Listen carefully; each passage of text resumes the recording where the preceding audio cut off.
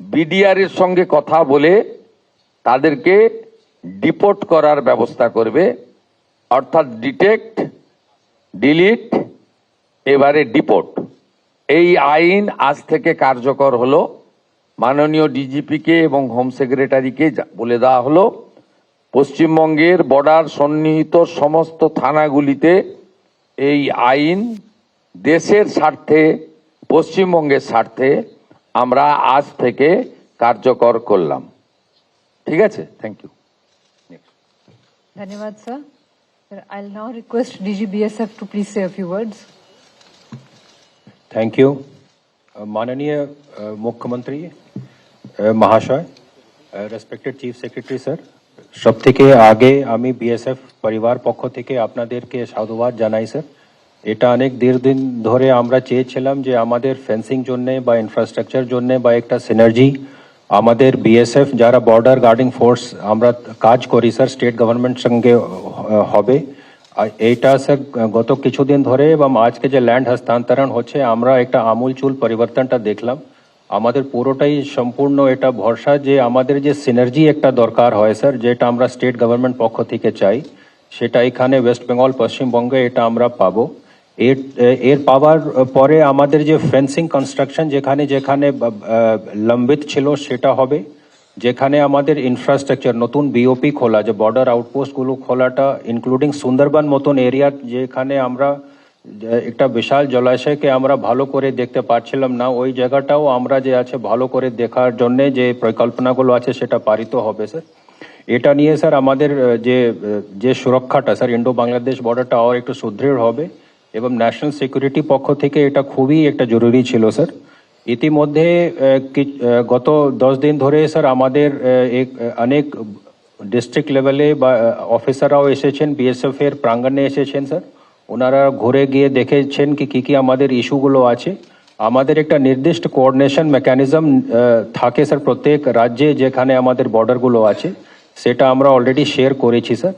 যে কিছু তালিকাতে যে স্মাগলারদের তালিকা হয় বা যারা স্মাগলিং মধ্যে যুক্ত থাকেন, এই সমস্ত তালিকাগুলো আমরা এইগুলো পারসিউ করে যারা এইগুলো কার্যকলাপ সঙ্গে জড়িত ওদেরকে স্যার যে আছে আমরা ধরবো এবং ওদেরকে যে আছে স্টেট প্রশাসনের সঙ্গে আমরা লিস্ট এটা করবো sir.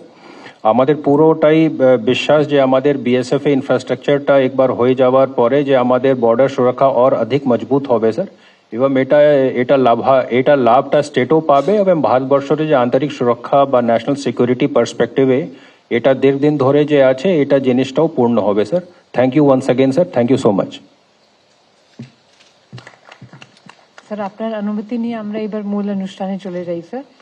Sir, we will request Chief Secretary Sir and DG BSF Sir to please come forward and handover of deeds relating to 43 acres of purchased land in 5 districts.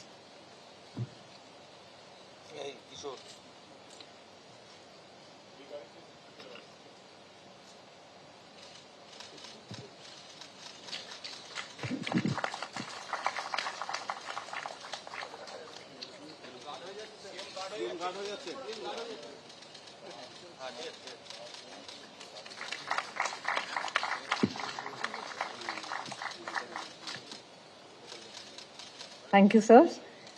I will now request Home Secretary and ADG BSF to kindly come forward for handing over of sanction order for transfer of 31.9 acres of government vested land in 9 cases to BSF.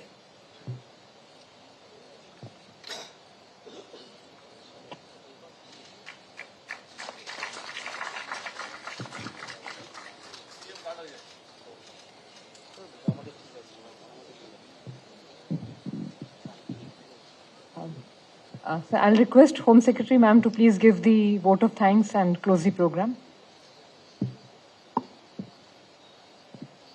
So with your permission, we are at the end of a ceremony and a program which carries a lot of meaning and significance for the state government, as I'm sure it does for the Border Security Force.